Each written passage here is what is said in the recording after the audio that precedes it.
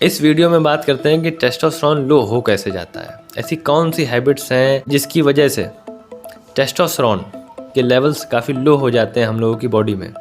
और इस वीडियो में ये भी बात करते हैं कि लाइफस्टाइल में कौन से चेंजेस करें जिससे कि हमारा टेस्टोस्टेरोन लेवल नॉर्मल रेंज में आ जाए या थोड़ा सा हाई भी हो जाए।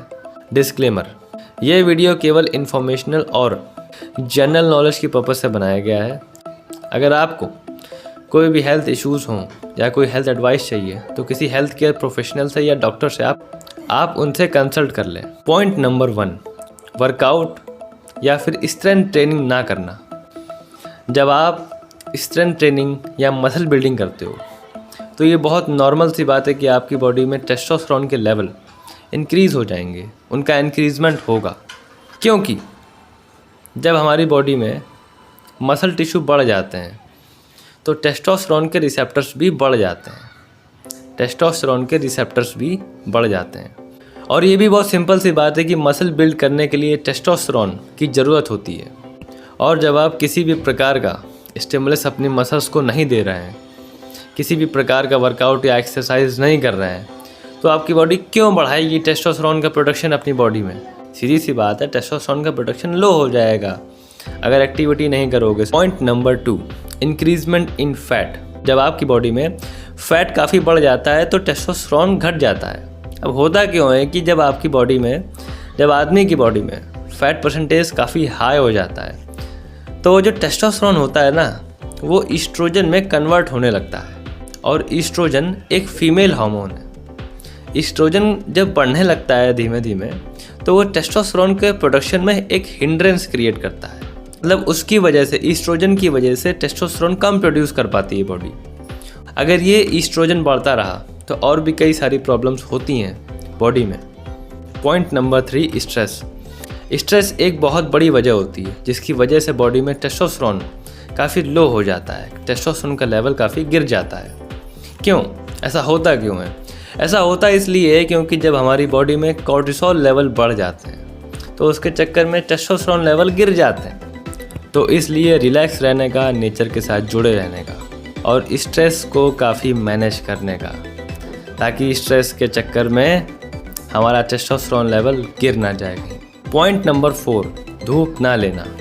अरे हाँ, वही सनलाइट में एक्सपोज ना होना। देखो, होता ये है, धूप लेना बहुत ज़रूरी है। खुद को सनलाइट में एक्सपोज करना बहुत ज़रूरी है। सूरज की जो हार्मफुल रेज़ हैं उससे खुद को बचाना ज़रूरी है। तो इसलिए जब आप धूप लें तो मॉर्निंग और इवनिंग में जाएं, ठीक है, वो ज़्यादा बेटर रहता है। जब हमारी स्किन सनलाइट में एक्सपोज होती है तो उससे मिलता है विटामिन डी। और विटामिन डी टेस्टोस्टेरोन के प्रोडक्शन में एक बहुत मेजर रोल प्ले करता है। तो इसलिए टेस्टोस्टेरोन का प्रोडक्शन अगर बढ़ाना है तो विटामिन डी बहुत इंपॉर्टेंट है। विटामिन डी बहुत ज़रूरी है। Point number 5, diet. एक अच्छी डाइट कमज़ोर को ताकतवर बना सकती है और एक बेकार डाइट, जो कि बहुत ख़राब होती है, डाइट अच्छी नहीं है, उसमें न्यूट्रिशन है ही नहीं, तो वो बहुत ताकतवर इंसान को भी बहुत कमज़ोर बना सकती है। तो डाइट का अच्छा होना बहुत ज़रूरी है अगर आपको हेल्दी रहना है और अच्छा टेस्टोस्टेरोन लेवल रखना है अपनी बॉडी में। जब आपकी डाइट में जंक फूड, तला भुना, स्वीट्स, कैंडीज़, काफ़ी सारा मीठा और न जाने क्या क्या, पिज़्ज़ा, बर्गर रहेगा, तब तो फिर लफड़ा होगा ना, तब तो फिर टेस्टोस्टेरोन लेवल डाउन होंगे। देखो यार, होता ये है कि कभी कभी चीट मील चल जाता है।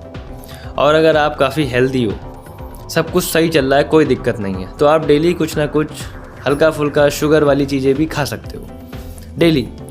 क्योंकि उस शुगर से जो आपको एनर्जी मिलेगी आप उसका यूज़ कर लोगे, क्योंकि आप हेल्दी हो या फिर आपकी लाइफस्टाइल इतनी अच्छी है, आपका एक्टिविटी लेवल इतना ज़्यादा है।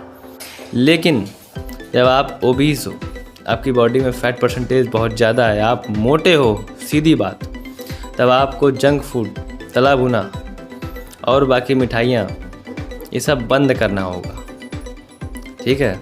और एक अच्छी डाइट लेनी पड़ेगी, अच्छा खाना खाओ।